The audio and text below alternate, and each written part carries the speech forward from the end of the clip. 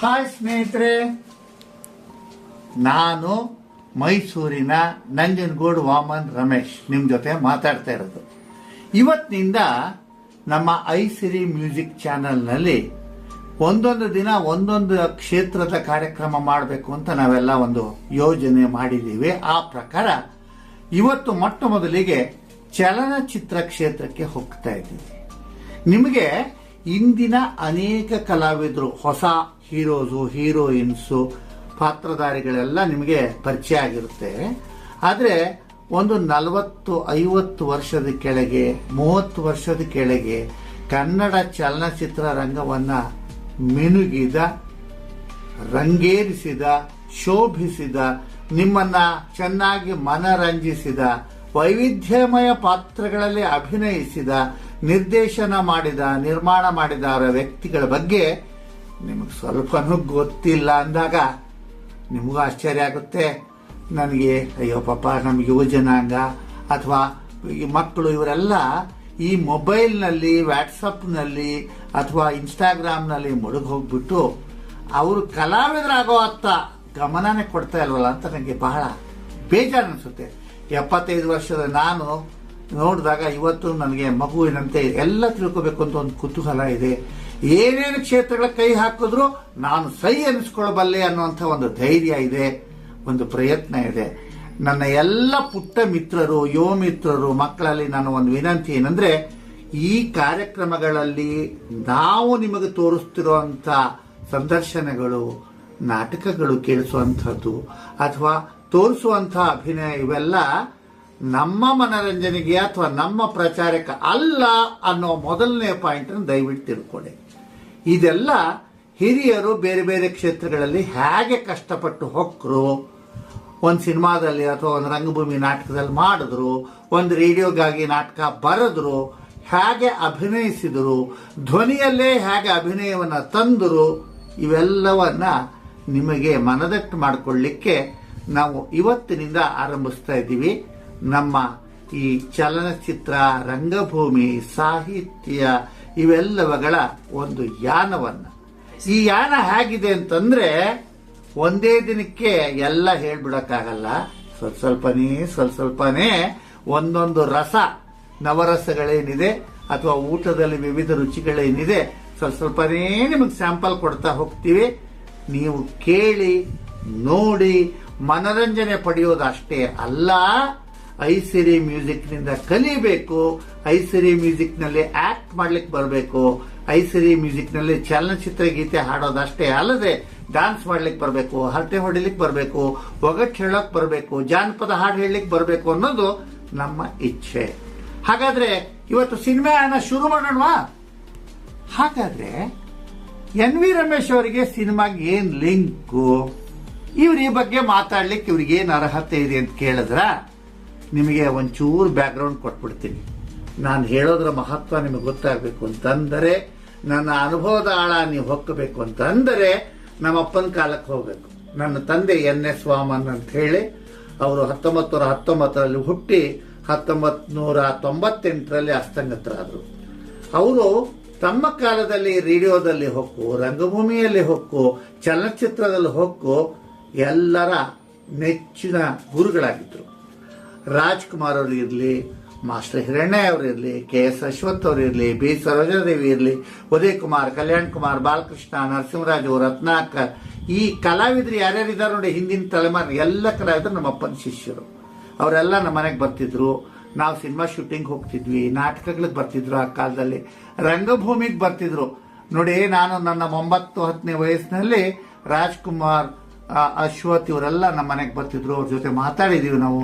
ಅವ್ರ ಜೊತೆ ನಾವು ಚಲನಚಿತ್ರದ ಶೂಟಿಂಗ್ ಹೋಗಿದ್ದೀವಿ. ಈ ಹಿನ್ನೆಲೆಯಲ್ಲಿ ಹೇಳಬೇಕಾದ್ರೆ, ಮೊಟ್ಟ ಮೊದಲಿಗೆ ನಿಮಗೆ ಅತ್ಯಂತ ಉತ್ತಮ ಧ್ವನಿಯಿಂದ ಸಿನಿಮಾವನ್ನ ಹೊಕ್ಕವರು ಮುಂದೆ ಕಲಾವಿದರಾಗಿ, ಸಹ ನಿರ್ದೇಶಕರಾಗಿ, ನಿರ್ದೇಶಕರಾಗಿ, ಒಂದು ಚಿತ್ರದ ನಿರ್ಮಾಪಕರಾಗಿ ಕನ್ನಡ ಚಲನಚಿತ್ರ ರಂಗದಲ್ಲಿ ಮಿನುಗಿದವರು ಅನೇಕ ಜನ ಇದ್ದಾರೆ. ಇವತ್ತು ನಾನು ಫಸ್ಟ್ ಹೆಸರು ತಗೊಳ್ಳೋದು ಸುಂದರ ಕೃಷ್ಣ ಅರಸ್ ಅವರು. ಅವ್ರ ಧ್ವನಿ ಎಷ್ಟು ಚೆನ್ನಾಗಿತ್ತು ಗೊತ್ತಾ, ಬೇಸ್ ವಾಯ್ಸ್ ಖಳನಾಯಕನ ಪಾತ್ರ ಮಾಡೋರು. ಒಂದು ಸಿನಿಮಾದಲ್ಲಿ ನಾಯಕನ ಪಾತ್ರ ಮಾಡಿದ್ದಾರೆ. ಅನೇಕ ಚಿತ್ರಗಳಲ್ಲಿ ಖಳನಾಯಕನ ಪಾತ್ರದಲ್ಲಿ ಅವರು ಮಿಂಚಿದ್ದಾರೆ. ಹಿಂದಿನ ತಲೆಮಾರಿನಲ್ಲಿ ಒಂದು 7-8 ಜನ ಅದ್ಭುತವಾದ ಧ್ವನಿಯಿಂದ ಆಕ್ಟಿಂಗ್ನಿಂದ ಖಳನಾಯಕರಿದ್ರು. ಇವತ್ತು ನಿಮಗೆ ಸಿನಿಮಾಟೋಗ್ರಫಿ ಅಂದ್ರೆ ಕ್ಯಾಮರಾ ದೃಷ್ಟಿಯಿಂದ ಅವರು ಖಳನಾಯಕರಾಗಿ ಮಿಂಚುತ್ತಾರೆ. ಆದ್ರೆ ಅವ್ರು ಯಾರ ಧ್ವನಿಯಲ್ಲೂ ಸಹ ಖಳನಾಯಕನ ಗತ್ತು ನನಗೆ ಕೇಳಿಸ್ತಾ ಇಲ್ಲ. ಕಾಣಿಸ್ಬೋದು, ಕೇಳಿಸ್ಬೇಕು. ಈ ಕೇಳಿಸುವಂತ ಧ್ವನಿ ಸುಂದರ ಕೃಷ್ಣ ಅರಸ್ ಅವ್ರದ್ದು. ನಾನು ಚಲನಚಿತ್ರದ ಬಗ್ಗೆ ಬಹಳ ಆಸಕ್ತಿ ಇದ್ದರಿಂದ ನಾನು 7ನೇ ವಯಸ್ಸಿನಿಂದ ರಂಗಭೂಮಿ ನಾಟಕಗಳನ್ನ, ಸಿನಿಮಾಗಳನ್ನೆಲ್ಲ ನೋಡಿದ್ದೀನಿ. ರಾಜ್ಕುಮಾರ್ ಆಗಿ ಎಲ್ಲ ಕಲಾವಿದರು, ಕಲ್ಪನಾ ಇರ್ಬೋದು, ಹರಿಣಿ ಇರ್ಬೋದು, ಎಲ್ಲರೂ ನಮ್ಮ ಮನೆಗೆ ಬರ್ತಿದ್ರು. ನನ್ನ ಬಾಲ್ಯದಲ್ಲಿ ನೋಡ್ತಾ ಇದ್ದೆ. ರಂಗಭೂಮಿಗೆ ಬಂದು ಅವ್ರು ಆಡ್ತಿದ್ದ ನಾಟಕಗಳನ್ನೆಲ್ಲ ನಾನು ನೋಡ್ತಿದ್ದೆ. ದೊಡ್ಡ ಪಟ್ಟಿನೇ ಇದೆ. ಈಗ ಸುಂದರ ಕೃಷ್ಣ ಅರಸ್ ಅವ್ರನ್ನ ಯಾವಾಗ ರೆಕಾರ್ಡ್ ಮಾಡಿದೆ ಹೇಳ್ತೀನಿ ನಿಮಗೆ. ನೋಡಿ, ಸುಮಾರು 85-86ರಲ್ಲಿ ನಾನು ಮೈಸೂರು ಆಕಾಶವಾಣಿಗೆ ಬಂದೆ. ಆ ಸಮಯದಲ್ಲಿ ಮೈಸೂರಿನಲ್ಲಿ ಶೂಟಿಂಗ್ ಬಹಳ ಆಗ್ತಾಯಿತ್ತು. ಪ್ರೀಮಿಯರ್ ಸ್ಟುಡಿಯೋದಲ್ಲಿ ಶೂಟಿಂಗ್ ಆಗ್ತಿತ್ತು, ಮತ್ತೆ ಬೇರೆ ಬೇರೆ ಕಡೆ ಹೊರಾಂಗಣದಲ್ಲೂ ಧ್ವನಿಮುದ್ರಣ ಆಗ್ತಿತ್ತು. ಇಂಥ ಸಂದರ್ಭದಲ್ಲಿ ನಮ್ಮ TS ನಾಗಾಭರಣ ಅವರು ನಿರ್ದೇಶನ ಮಾಡಿದಂತಹ ಪ್ರೇಮಾಗ್ನಿ ಅಂತ ಚಿತ್ರ ಶೂಟಿಂಗ್ ನಡೆದಿತ್ತು.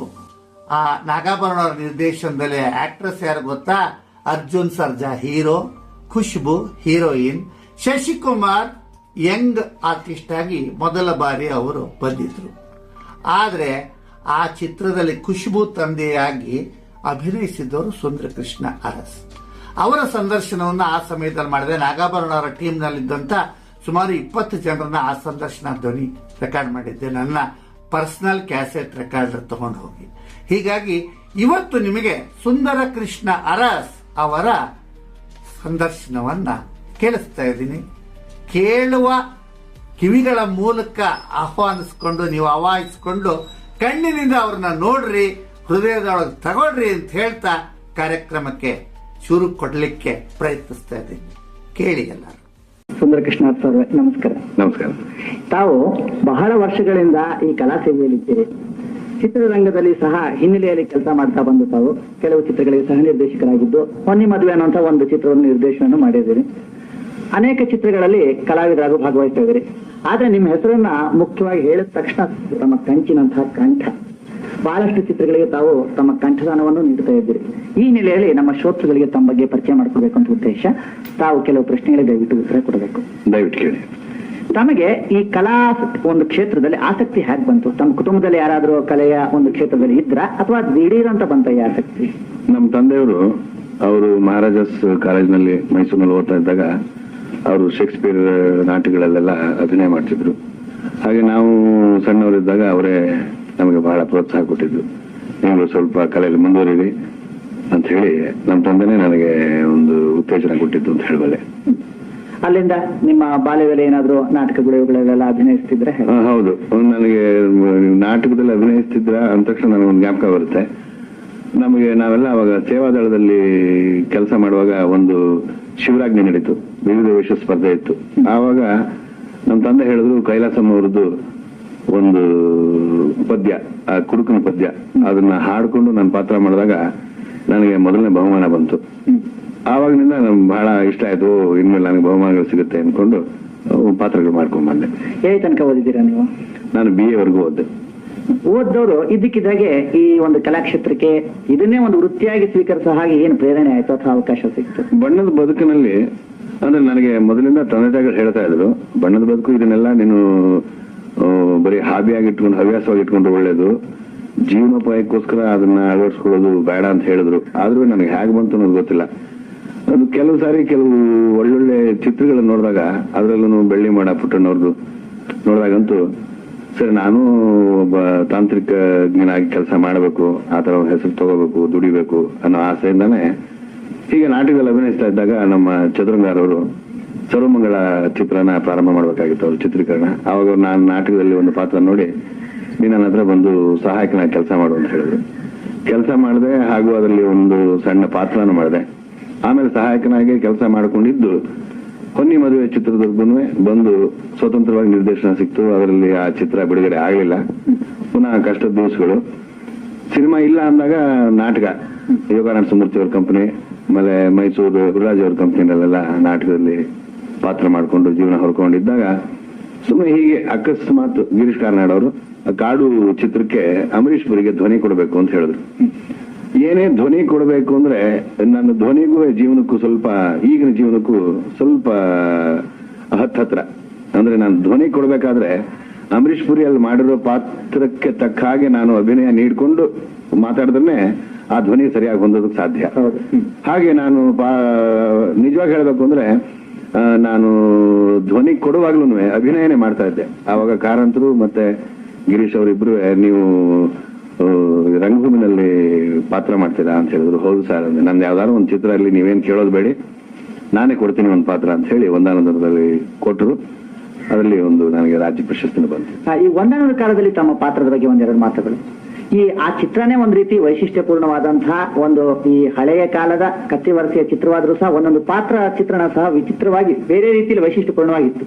ಅದಕ್ಕೆಲ್ಲ ತಾವು ಸಿದ್ಧತೆನೆ ಹೇಗೆ ಮಾಡ್ಕೊಂಡಿದ್ರಿ, ಅಥವಾ ಅವ್ರ ಗಿರೀಶ್ ಕಾರ್ನಾಡ್ ಅವ್ರ ನಿರ್ದೇಶನದಲ್ಲಿ ವಿಶೇಷವಾಗಿ ಅದಕ್ಕೇನಾದ್ರು ತರಬೇತಿ ಎಲ್ಲ ತಗೊಂಡಿದ್ರೆ ಹೇಗೆ ಕತ್ತಿವರಸೆಗೆ? ಹೌದು, ತರಬೇತಿ ಅನ್ನೋದಕ್ಕೆ ಮುಂಚೆ ಆ ಚಿತ್ರದಲ್ಲಿ ನಾನು ಬೆರ್ಮಾಡಿ ಏನ್ ಪಾತ್ರ ಮಾಡಿದನೋ ಆ ಪಾತ್ರದ ನಾಯಕ ಬರ್ತಾರೆ, ಆ ಪಾತ್ರನ ನಾನು ಮಾಡ್ಬೇಕಾಗಿತ್ತು. ಮೊದಲು ಹೇಳಿದ್ದೆ ನನಗೆ ಹಾಗೆ ಒಂದು 20-25 ದಿವಸ ನೀವು ಬಿಡು ಮಾಡಿಕೊಂಡು ಚಿತ್ರೀಕರಣದಲ್ಲಿ ಭಾಗವಹಿಸಬೇಕು ಅಂತ ಹೇಳಿದ್ರು ಅವರು.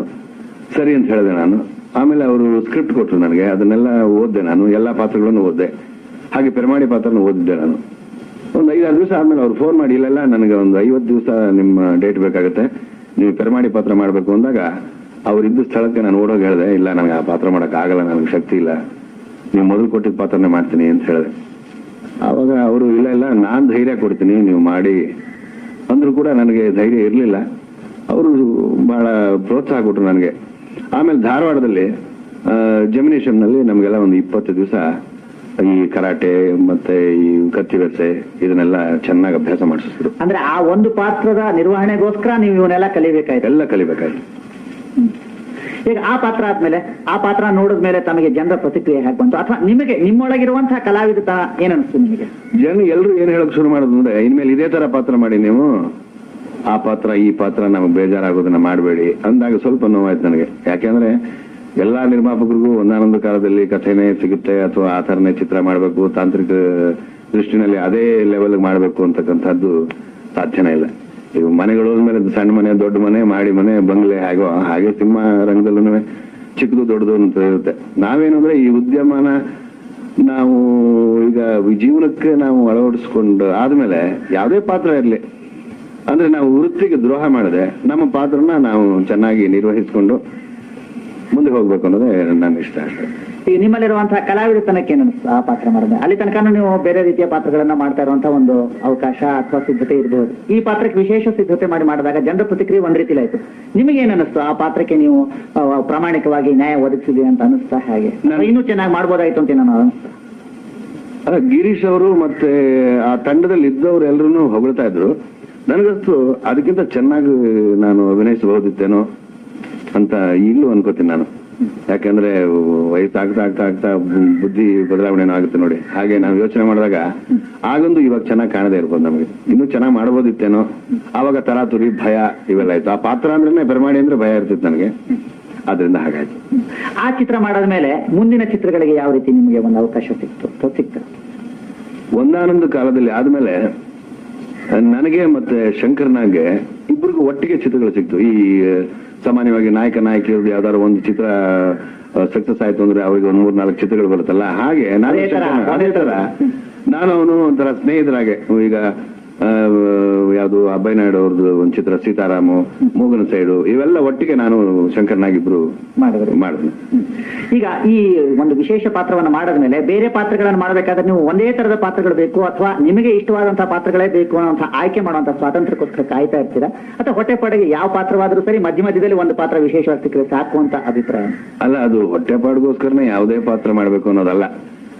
ಯಾವುದೇ ಪಾತ್ರನೂ ಆ ಚಿತ್ರದಲ್ಲಿ ನಿರ್ದೇಶಕ ಅವನೇನ್ ರೂಪಿಸಿರ್ತಾನೋ ಅವನಿಗೆ ಆ ಪಾತ್ರಗಳು ಚೆನ್ನಾಗೇ ಇರುತ್ತೆ. ಆದ್ರೆ ಟೋಟಲ್ ಎಫೆಕ್ಟ್ ನೋಡಿದಾಗ ಅದು ಚೆನ್ನಾಗಿ ಇಲ್ಲದೆ ಇರಬಹುದು. ಯಾಕೆಂದ್ರೆ ನಾನು ಎಷ್ಟೋ ಚಿತ್ರದಲ್ಲಿ ಒಂದೇ ಒಂದು ದೃಶ್ಯದಲ್ಲಿ ನಾನು ಪಾತ್ರ ಮಾಡಿದ್ದೀನಿ, ಆವಾಗ ಕೂಡ ಅಯ್ಯೋ ಒಂದೇ ದೃಶ್ಯ ಇದು ಮಾಡಬಾರ್ದು ಅನ್ನೋ ಭಾವನೆ ನನಗಿಲ್ಲ. ಆ ಚಿತ್ರ ತೆರೆ ಕಂಡ ಮೇಲೆ ನನಗೆ ಎಷ್ಟೋ ಸಾರಿ ಪತ್ರಿಕೆಗಳಲ್ಲಿ ಬಹಳ ಹೊಗಳಿಕೆ ಬಂದಿದೆ. ಒಂದೇ ದೃಶ್ಯವಾದ್ರೂ ಸುಂದರ ಕೃಷ್ಣ ಚೆನ್ನಾಗಿ ಅಭಿನಯಿಸಿದ್ದಾರೆ ಅಂತ, ಅದು ಮುಖ್ಯ ಅಲ್ವೇ? ಈಗ ನೀವು ಕಲಾವಿದರು ಆಗಿರೋದ್ರಿಂದ ನಿರ್ದೇಶನ ಒಂದು ರಂಗದ ಒಂದು ಹಿನ್ನೆಲೆ ಅನುಭವನೂ ಇರೋದ್ರಿಂದ ಒಂದು ಚಿತ್ರ ನಿರ್ದೇಶನ ಮಾಡಿದ್ರಿ, ಬಟ್ ಅನೇಕ ಚಿತ್ರಗಳಿಗೆ ಸಹ ನಿರ್ದೇಶಕರಾಗಿ ದುಡಿದಿದ್ದೀರಿ ನೀವು. ಹೌದು. ನಿಮ್ಮಲ್ಲಿ ಕಲಾವಿದನೂ ಇದ್ದಾನೆ, ನಿರ್ದೇಶಕನೂ ಇದ್ದಾನೆ, ಸಹ ನಿರ್ದೇಶಕನೂ ಇದ್ದಾನೆ ಒಟ್ಟಿಗೆ. ಈಗ ನೀವು ಇನ್ನೊಬ್ಬರ ನಿರ್ದೇಶನದಲ್ಲಿ ಪಾತ್ರವನ್ನ ಮಾಡಬೇಕಾದ್ರೆ ನಿಮ್ಮಲ್ಲಿರುವ ಕಲಾವಿದ ಮಿಚ್ಚತಾನೋ ಅಥವಾ ನಿರ್ದೇಶಕನಾಗಿ ನೀವು ನಿರ್ದೇಶಕರಾಗಿದ್ದರಿಂದ ಏನಾದ್ರೂ ಹೇಳ್ಬೋದು, ಹೀಗೆ ಮಾಡ್ಬೋದಾಗಿತ್ತು, ಹಾಗೆ ಮಾಡ್ಬೋದಾಗಿತ್ತು ಅಂತ ಏನಾದ್ರು ಅನ್ಸೋದು ಉಂಟಾ? ಇಲ್ಲ, ಯಾಕೆಂದ್ರೆ ನಾನು ಕಲಾವಿದನಾಗಿ ಅಭಿನಯ ಮಾಡೋದಕ್ಕೆ ಹೋದಾಗ ಅದೇ ಒಂದು ದೃಷ್ಟಿನಲ್ಲಿ, ಯಾಕೆಂದ್ರೆ ನಾನು ಪಾತ್ರ ಹೇಗೆ ಮಾಡಬೇಕು, ಬೇರೆಯವರು ಪಾತ್ರಗಳು ಹೇಗಿರುತ್ತೆ, ನನ್ನ ಸಂಭಾಷಣೆಗಳನ್ನ ನಾನು ಹೇಗೆ ಹೇಳಬೇಕು, ಇದ್ರ ಕಡೆ ನಾನು ಗಮನ ಹರಿಸ್ತೇನೆ ವಿನಃ ನಾನು ಒಬ್ಬ ನಿರ್ದೇಶಕನಾಗಿದ್ದೆ ಇವರು ಈ ತರ ತೆಗಿತಿದಾರಲ್ಲ ಆ ತರ ತೆಗಿತಿದಾರಲ್ಲ ಅಂತ ಹೇಳೋ ಹಕ್ಕು ನನಗಿರಲ್ಲ, ಅಥವಾ ಹೇಳೋದಕ್ಕೂ ನಾನು ಇಷ್ಟಪಡಲ್ಲ.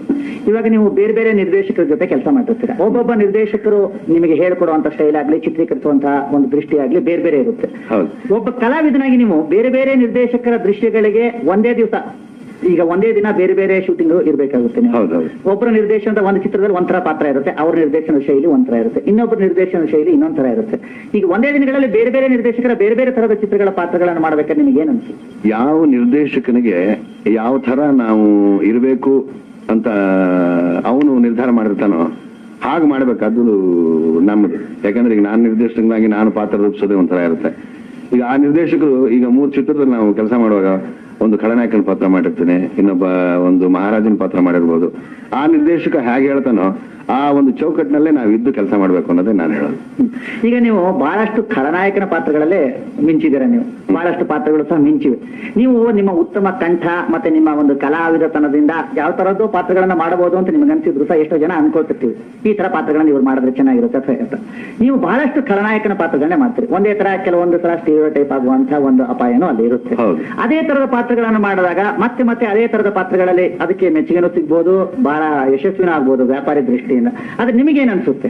ನಾನು ವಿವಿಧವಾಗಿ ಮಾಡಬೇಕು ಅಂತ ಅನ್ಕೋತೀನಿ. ಅಂದ್ರೆ ಬೇರೆ ಬೇರೆ ತರ ಖಳನಾಯಕ ಅಂದ್ರೆ ಖಳನಾಯಕನೇ, ಆದ್ರೆ ಈ ಒಂದು ಮೇಕಪ್ ನಲ್ಲಾಗ್ಲಿ ಅಥವಾ ಉಡುಗೆ ತೊಡುಗೆನಲ್ಲಾಗ್ಲಿ ಅದು ಬೇರೆ ಬೇರೆ ತರದಲ್ಲಿ ಮಾಡೋದಕ್ಕೆ ಇಷ್ಟಪಡ್ತೀನಿ ನಾನು. ಕೆಲವು ಸಾರಿ ಈಗ ನಿಮ್ ಕಣ್ಣು ಚೆನ್ನಾಗಿದೆ ಅಂತಾರೆ, ಕೆಲವು ಡೈರೆಕ್ಟರ್ ನೀವು ಕೂಲಿಂಗ್ ಗ್ಲಾಸ್ ಹಾಕೊಂಡು ಪಾಠ ಮಾಡಿ ಅಂತ ಹೇಳ್ತಾರೆ. ನಾವು ಅಭಿನಯ ಮಾಡಿ ಏನೇ ಪ್ರಯತ್ನ ಪಟ್ರು ಅದು ಮರೆಯಲ್ಲೇ ಇರುತ್ತೆ. ಅದಕ್ಕೋಸ್ಕರ ಏನ್ ಮಾಡ್ತೀವಿ, ನೀವ್ ಹೇಗೆ ಹೇಳ್ತೀರಿ ಸ್ವಾಮಿ ಆ ತರ ನಾವು ಪಾತ್ರ ಮಾಡ್ತೀವಿ ಅಂತ ಹೇಳಿ ನಾವು ನಮ್ಮ ಕರ್ತವ್ಯನ ಮಾಡ್ಬೇಕು ಬಂದ್ಬಿಡ್ತೀವಿ ಅಷ್ಟೇ. ಇವಾಗ ನೀವು ಕಲಾವಿದರಾಗಿದ್ದಾಗ ಜೊತೆ ಜೊತೆಗೆ ಬೇರೆಯ ಭಾಷೆಯ ಕಲಾವಿದರಿಗೂ ಸಹ ಕಂಠದಾನವನ್ನ ಮಾಡ್ತಾ ಇದ್ರಿ. ಬಹಳಷ್ಟು ಚಿತ್ರಗಳಲ್ಲಿ ಕೇಳಿದ ತಕ್ಷಣ ಸುಂದರ ಕೃಷ್ಣ ಅರಸ್ ಅವರ ಕಂಠ ಅಂತ ಗೊತ್ತಾಗುತ್ತೆ. ನಿಮ್ಮ ಪಾತ್ರಕ್ಕೆ ನೀವೇ ಕಂಠವನ್ನ ನೀಡ್ಕೊಂಡಾಗ ಹೇಗಿರುತ್ತೆ? ಬೇರೆಯವರು ಯಾರೋ ಮಾಡಿದ ಪಾತ್ರಕ್ಕೆ ನೀವು ಕಂಠದಾನವನ್ನ ಮಾಡ್ಬೇಕಾದ್ರೆ ಆ ಅನುಭವ ಹೇಗಿರುತ್ತೆ? ಆವಾಗ ಕೆಲವು ಸಾರಿ ನನಗೆ ಅನ್ಸಿದ್ದನ್ನ ನಿಜವಾಗಿ ಹೇಳ್ತೇನೆ, ಅಲ್ಲ ಆ ಪಾತ್ರ ಅವ್ರು ಯಾಕೆ ಮಾಡ್ಬೇಕಾಯ್ತು, ನನ್ನಲ್ಲಿ ಯಾಕೆ ಧ್ವನಿ ಕೊಡಿಸ್ಬೇಕಾಗಿತ್ತು, ನಾನೇ ಮಾಡ್ಬೋದಿತ್ತಲ್ಲ ಈ ಪಾತ್ರ ಅಂತ ನನಗೆ ಹಲವಾರು ಸರಿ ಅನ್ಸಿದೆ. ಹಾಗೆ ಅನಿಸಿದಾಗ ನಿಮ್ಗೊಂದು ರೀತಿ ಅತೃಪ್ತಿನೂ ಆಗಿರ್ಬೋದು. ಅತೃಪ್ತಿ ಆಗುತ್ತೆ, ಆದ್ರೂ ಹೆಚ್ಚಿಗೆ ಸಂಭಾವನೆ ಕೊಟ್ಬಿಡ್ತಾರಲ್ಲ ಇದಕ್ಕೂ, ಅದಕ್ಕೋಸ್ಕರ ಈಗ ಆ ರೀತಿ ಒಂಥರ ತೃಪ್ತಿ ಆಗ್ಬಿಡೋದು. ಕ್ಯಾಮ್ರಾ ಎದುರಿಗೆ ಕಾಣಿಸ್ತಿದ್ರು ಸಹ ಹಿನ್ನೆಲೆ ಇರುತ್ತೆ. ಅಂದ್ರೆ ಕ್ಯಾಮ್ರಾ ಎದುರಿಗೆ ಬಂದ್ರೆ ಜನ ಗುರ್ತಿಸೋದು, ಕ್ಯಾಮ್ರಾ ಹಿಂದೆ ನೀವು ಕೆಲಸ ಮಾಡಿದಾಗ ನಿಮ್ಮ ಧ್ವನಿ ಇದ್ರು ಸಹ ಗೊತ್ತಿದ್ದವ್ರಿಗೆ ಗೊತ್ತಾಗುತ್ತೆ, ಬಹಳಷ್ಟು ಜನಕ್ಕೆ ಗೊತ್ತಾಗಲ್ಲ ಅದು. ಈಗ ನೀವು ನಿರ್ದೇಶನದ ಒಂದೇ ಚಿತ್ರಕ್ಕೆ ನಿಲ್ಲಿಸ್ಬಿಟ್ರಲ್ಲ, ಯಾಕೆ? ನಿಮ್ಮ ಕಲ್ಪನೆಯಲ್ಲಿ ಬೇರೆ ಚಿತ್ರಗಳು ಮೂಡಿ ಬರುವಂತಹ ಸಾಧ್ಯತೆ ಇದೆಯಾ? ಹಾಗೆ ಈಗ ನಾನು ನಾಗಾಲಯ ಲಾಂಛನದಲ್ಲಿ ಒಂದು ಚಕ್ರ ಅಂತ ಒಂದು ಚಿತ್ರ ತೆಗಿತಾ ಇದ್ದೀನಿ, ಅದು ಅಂತಿಮ ಘಟ್ಟದಲ್ಲಿದೆ. ಈಗ ಅದಕ್ಕೆ ಸಂಗೀತ ಇದನ್ನೆಲ್ಲ ಒದಗಿಸ್ಬಿಟ್ರೆ ಚಿತ್ರ ಮುಗಿಯುತ್ತೆ. ಚಿತ್ರೀಕರಣ ಮುಗಿದಿದೆ? ಚಿತ್ರೀಕರಣ ಮುಗಿದೈತೆ. ನೀವು ಈ ಕ್ಷೇತ್ರದಲ್ಲಿ ಇಷ್ಟೊಂದು ವರ್ಷಗಳ ಅನುಭವ ಇದ್ದು ಜನರ ಅಭಿರುಚಿಯನ್ನು ಉತ್ತೇಜಿಸೋದ್ರ ಜೊತೆಗೆ ನಿಮ್ಮ ತನವನ್ನ ಅದರ ತೊಡಗಿಸಕ್ಕೆ ಏನಾದ್ರೂ ವಿಶೇಷ ಸಾಧನೆ ಅಥವಾ ಪ್ರಯತ್ನ ಮಾಡಕ್ಕೆ ಪ್ರಯತ್ನಿಸಿದ್ದೀರಾ? ವಿಶೇಷ ಸಾಧನೆನೇ ಇದೆ, ಅದು ಚಿತ್ರ ಬಿಡುಗಡೆ ಆದಾಗ ನೀವೇ ನಿರ್ಧರಿಸ್ತೀರಾ. ಅಲ್ಲಿ ತನಕ ಇವಾಗ ಇಷ್ಟು ವರ್ಷಗಳ ಅನುಭವದಲ್ಲಿ ನೀವು ಎಂತೆಂಥದೋ ಕಲಾವಿದರ ಜೊತೆ ಅಭಿನಯಿಸಿದ್ದೀರಾ, ಒಳ್ಳೊಳ್ಳೆ ನಿರ್ದೇಶಕರ ಜೊತೆ ಅಭಿನಯಿಸಿದ್ದೀರಾ, ಅವರ ಚಿತ್ರಗಳಲ್ಲೂ ಸಹ ನೀವು ಅಭಿನಯಿಸಿದ್ದೀರಾ. ಈ ಬೇರೆ ಬೇರೆ ಈ ಒಂದು ಅನುಭವದ ಹಿನ್ನೆಲೆಯಲ್ಲಿ ಈಗ ಬರ್ತಾ ಇದ್ದಾರೆ ನೋಡಿ, ಹೊಸದಾಗಿ ಚಿತ್ರರಂಗಕ್ಕೆ ಪ್ರವೇಶ ಮಾಡ್ತಾ ಇದ್ರಲ್ಲ, ನೀವು ಇಷ್ಟೆಲ್ಲ ವರ್ಷಗಳಿಂದ ಇದ್ದು ನೀವು ಹೇಗಿದ್ರು ಹಾಗೆ ಇದ್ದೀರಾ, ಬಹಳ ಬದಲಾವಣೆ ಆಗಿದೆ. ಇವರು ಇವತ್ತಿನ ದಿನಮಾನದಲ್ಲಿ ಕೆಲವರೆಲ್ಲ ಏನ್ ಅನ್ಕೋತಾರೆ, ನಾವು ಇವತ್ತು ಬರ್ತೀವಿ, ಇವತ್ತು ಚಿತ್ರದಲ್ಲಿ ಪಾರ್ಟ್ ಮಾಡ್ತೀವಿ, ನಾಳೆನೇ ಹೀರೋ ಆಗಬೇಕು, ನಾಳೆದ್ದೇ ಬಂಗ್ಲೆ ಕಾರು ಎಲ್ಲ ಇಟ್ಕೊಂಡು ಸ್ಟಾರ್ ಅನ್ನೋ ಒಂದು ಹೆಸರು ಗಳಿಸಬೇಕು ಅಂತಾರೆ.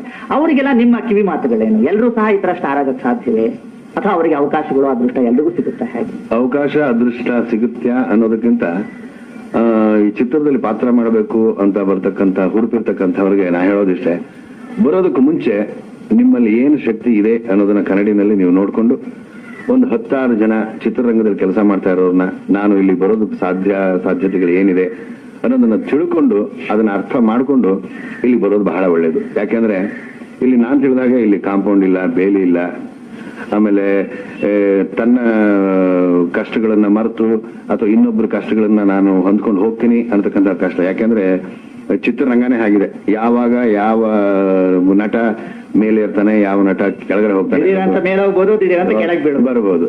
ಆದ್ರಿಂದ ಜೋಪಾನವಾಗಿ ಒಂದು ತಳಹದಿನ ಚೆನ್ನಾಗಿ ಇಟ್ಟುಕೊಂಡು ಚಿತ್ರರಂಗಕ್ಕೆ ಬಂದ್ರೆ ಬಹಳ ಒಳ್ಳೇದು ಅಂತ ನನಗೆ ಅನ್ಸುತ್ತೆ. ಇವಾಗ ನೋಡಿ, ನಮ್ಮ ಪ್ರೇಕ್ಷಕರು ಸಹ ಮೊದಲಿಗಿಂತ ಬದಲಾಗ್ತಾ ಇದ್ದಾರೆ ಸಾಕಷ್ಟು. ಮೊದಲಿನ ಚಿತ್ರೀಕರಣ ಪದ್ಧತಿಗೂ ಮೊದಲಿನ ಚಿತ್ರೀಕರಣ ಶೈಲಿಗೂ ಈಗಿನ ಇದಕ್ಕೂ ಬಹಳ ಪದ್ಧತಿ ವ್ಯತ್ಯಾಸ ಇದೆ, ವೇಗ ಇದೆ ಈಗ ಒಂದಿಷ್ಟಲ್ಲಿ. ಈಗ ಜನರೆಲ್ಲ ಯಾವುದೋ ಒಂದು ಪಾತ್ರದಲ್ಲಿ ನಿಮ್ಮನ್ನು ನೋಡಿ ಹೀಗಿರ್ಬೋದಾಗಿತ್ತು ಅಂತ ಹೇಳ್ತಾರೆ. ಇದೇ ಇನ್ನೊಂದು ತರ ಪಾತ್ರದಲ್ಲಿ ನೋಡಿದಾಗ ಹೀಗಿರಬಹುದಾಗಿತ್ತು ಅಂತ ನಾವು ಊಹೆ ಮಾಡ್ಕೊಳ್ತಾರೆ. ನಿಮಗೆ ಪಾತ್ರಗಳನ್ನು ಬರೀತಿರ್ಬೋದು. ಹೀಗಾಗಿ ಬೇರೆ ಬೇರೆ ತರದ ರಸಿಕರನ್ನ ಎಲ್ಲರನ್ನ ಒಂದು ರೀತಿ ಒಂದು ಬ್ಯಾಲೆನ್ಸ್ ಆಗಿ ಇಟ್ಕೊಳ್ಳಕ್ಕೆ ಏನ್ ಮಾಡ್ತೀರಾ?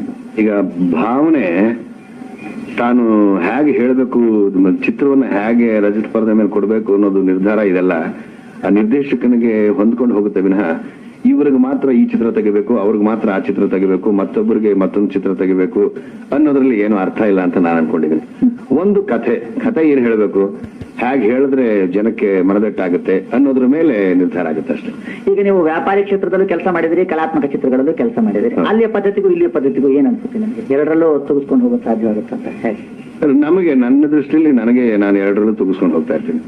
ಯಾಕಂದ್ರೆ ಕಲಾತ್ಮಕ ಚಿತ್ರದಲ್ಲಿ ಅವ್ರು ಹೇಳ್ತಾರೆ, ಇಷ್ಟು ದಿವಸ ನೀವು ಕೆಲಸ ಮಾಡಬೇಕು, ನಮಗೆ ಬಡ್ಜೆಟ್ ಬಹಳ ಕಡಿಮೆ, ನೀವು ಕಡಿಮೆ ಸಂಭಾವನೆ ತಗೋಬೇಕು ಅಂದಾಗ ಕೂಡ ನಮಗೆ ಅಲ್ಲಿ ಪಾತ್ರ ಮಾಡುವಾಗ ಆ ಒಂದು ಯೂನಿಟ್ ನಲ್ಲಿ ಕೆಲಸ ಮಾಡುವಾಗ ಒಂದು ಸಂತೋಷ ಆಗುತ್ತೆ ಅಂತ ಅದಕ್ಕೂ ಒಪ್ಕೋತೀವಿ. ಈಗ ಕಮರ್ಷಿಯಲ್ ಚಿತ್ರಗಳಲ್ಲಿ ಅವರು ಬಹಳ ಭಾರಿ ಬಡ್ಜೆಟ್ ನಲ್ಲಿ ಸಿನಿಮಾ ತೆಗಿತಾರೆ, ನಮಗೂ ಹೆಚ್ಚು ದುಡ್ಡು ಕೊಡ್ತಾರೆ. ಆದ್ರಿಂದ ನಮ್ಗೆ ಎರಡರಲ್ಲೂ ಏನು ವ್ಯತ್ಯಾಸ ಏನು ಕಂಡು ಬರಲ್ಲ. ಸುಧೀರ್ ಕೃಷ್ಣದಾಸ್ ಅವರೇ, ನೀವು ರಂಗಭೂಮಿಯ ಹಿನ್ನೆಲೆಯಿಂದ ಬಂದಿದ್ರಿಂದ ಈಗ ಚಿತ್ರರಂಗದಲ್ಲಿ ಇರೋದ್ರಿಂದ ನಮ್ಮ ಕನ್ನಡ ರಂಗಭೂಮಿ ಮತ್ತೆ ಚಿತ್ರರಂಗ ಹೇಗಿದೆ ಅಂತ, ಹೇಗೆ ಮುಂದೆ ಹೋಗ್ತಾ ಇದೆ, ಮೊದಲಿಂದ ನಡ್ಕೊಂಡು ಬಂದಿದ್ದು ಮುಂದೆ ಹೇಗಿದೆ, ಇದಕ್ಕೆ ಉಜ್ವಲ ಭವಿಷ್ಯ ಇದೆ ಅಂತ ನಿಮ್ಗೆ ಅನ್ಸುತ್ತೆ? ನನಗನ್ಸುತ್ತೆ ಚಿತ್ರರಂಗದ ಬಗ್ಗೆ ಗಿಂತ ರಂಗಭೂಮಿ ಚಟುವಟಿಕೆ ಬಹಳ ಕ್ಷೀಣಿಸ್ತಾ ಇದೆ ಅಂತ ನನಗನ್ನಿಸ್ತಾ ಇದೆ.